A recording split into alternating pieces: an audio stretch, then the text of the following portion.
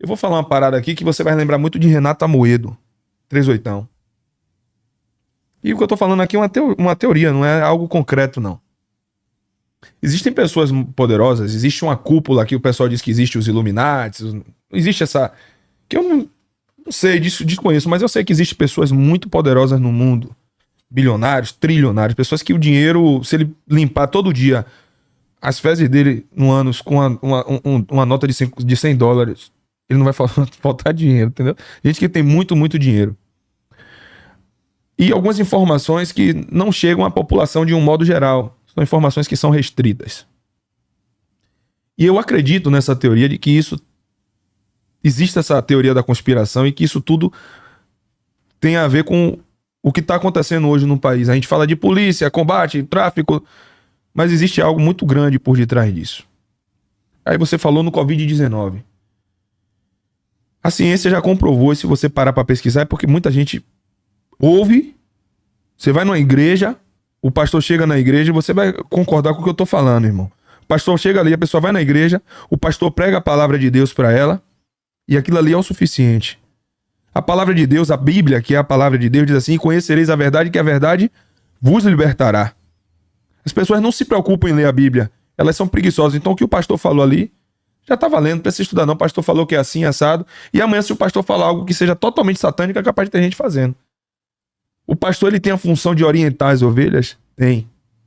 Sacou? Mas você tem que buscar conhecer a verdade. Então se as pessoas forem estudar sobre a história, geografia, ciência, os recursos naturais do planeta Terra hoje, eles não vão durar mais 50 anos.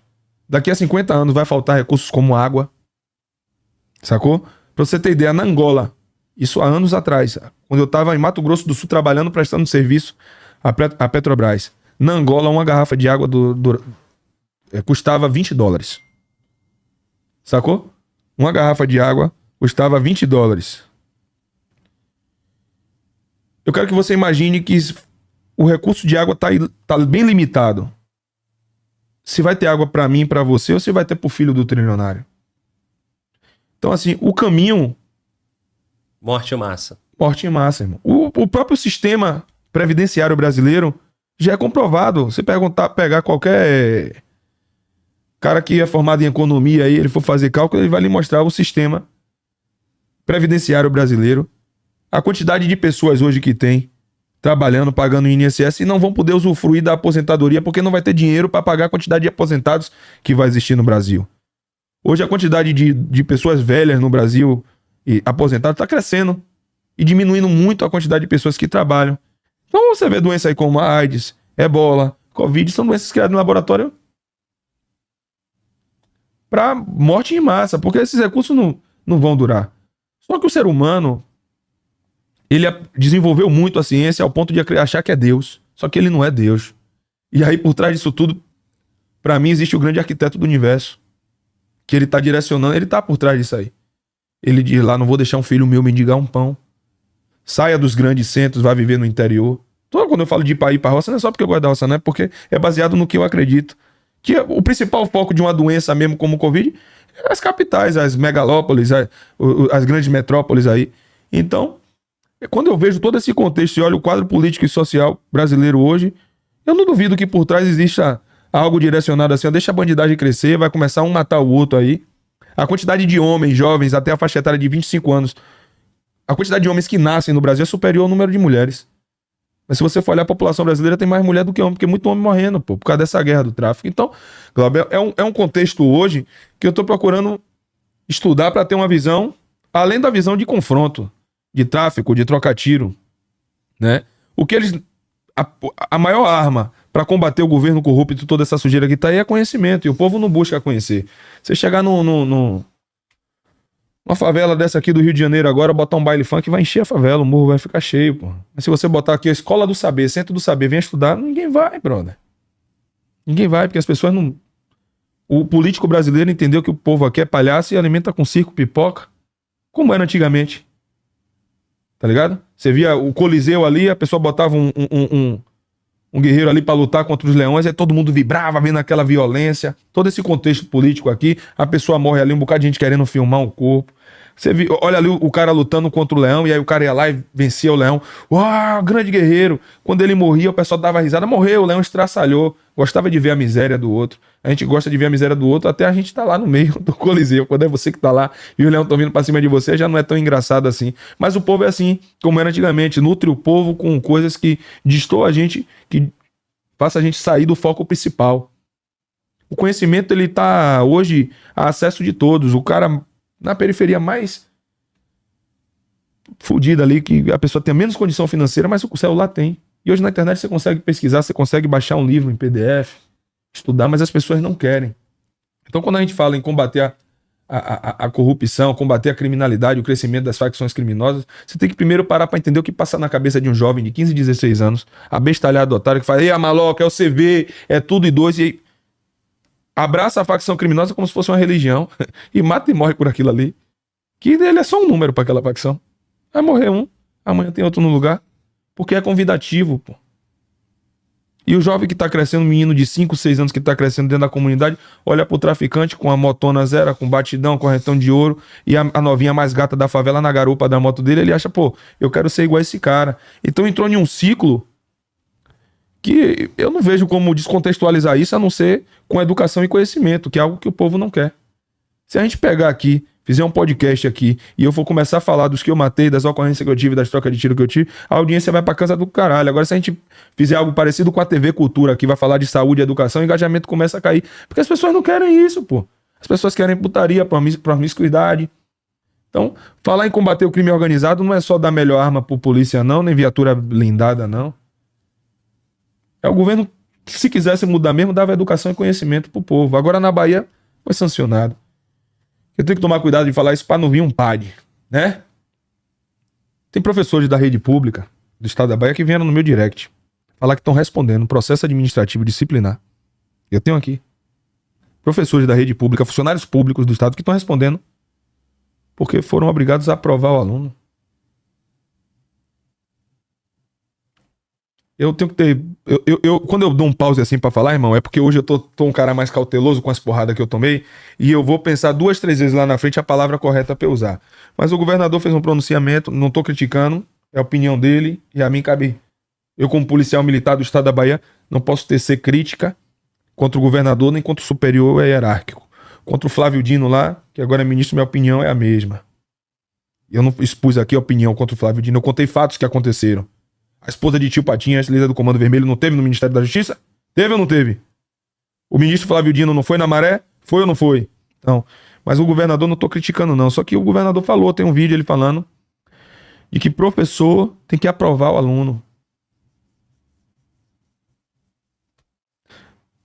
Você quer colocar seu filho numa escola que ele entre, sente a bunda na cadeira, saia no final do ano, passe de ano, ou você quer que ele estude e aprenda?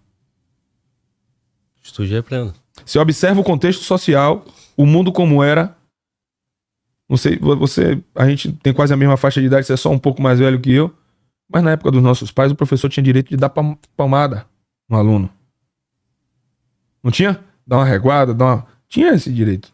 Só na dos meus pais? Na minha eu tomei já reguada também. Eu também tomei puxão de braço e reguada também. E professor, ele não me fez um ser humano ruim. As medidas que foram tomadas ao longo desses anos pelo governo foi tirando a autoridade de pais, professores.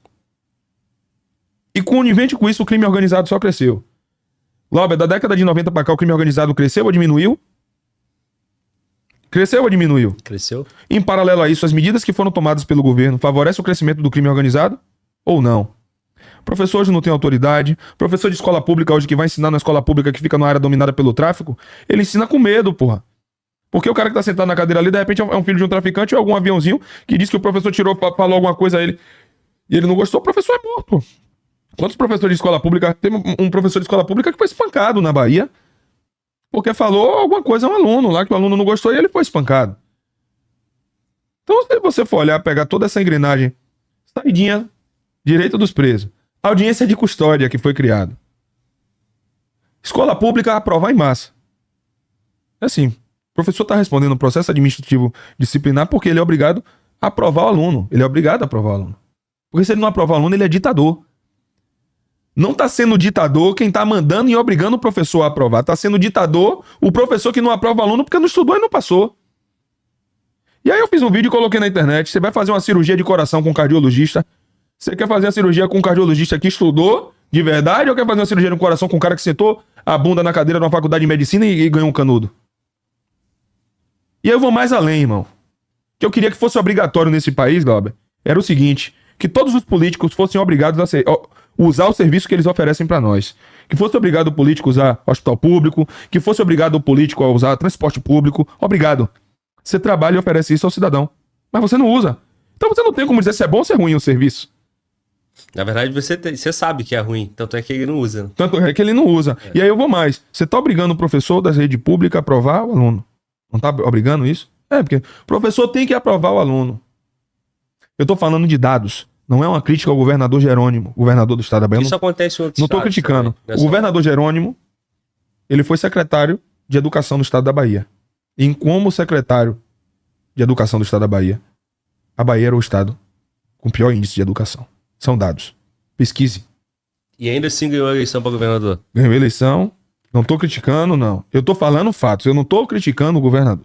Que fique bem claro. O governador Jerônimo, ele foi secretário de Educação do estado da Bahia. Sacou?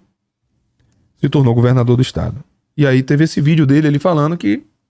E aí eu pergunto, será que os filhos do governador estudam em colégio público? Estudam?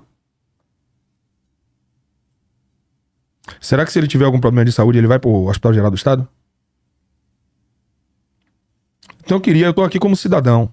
E eu queria que os políticos eles fossem obrigados a usar o serviço que eles oferecem à sociedade. É, irmão, eles não vão usar. Agora, isso aí, cara, esse negócio do povo precisar do Estado para desenvolver, enquanto as pessoas acreditarem nisso, vai ser o ambiente perfeito. Porque se o cara não entender que a salvação dele, da família dele, passa pelo esforço dele, acabou. Ele não precisa ficar esperando de política, ele não tem que ficar aceitando favor de vereador de 4 anos, que o cara vai fazer vai doar uma cesta básica para ele, ou vai calçar a rua dele com cimento. Porra, eu cresci na minha infância em São Gonçalo, o cara chegou lá, botou um saco de cimento, tijolo e falou pro povo aí, ó, toma aí. Faz aí a rua de vocês, tapa o buraco de vocês aí. E naquele tempo, era entendido como, pô, o cara bom, tá ajudando a gente. Enquanto o povo precisar e acreditar que vai vir do político, o político tem um ambiente perfeito, pô.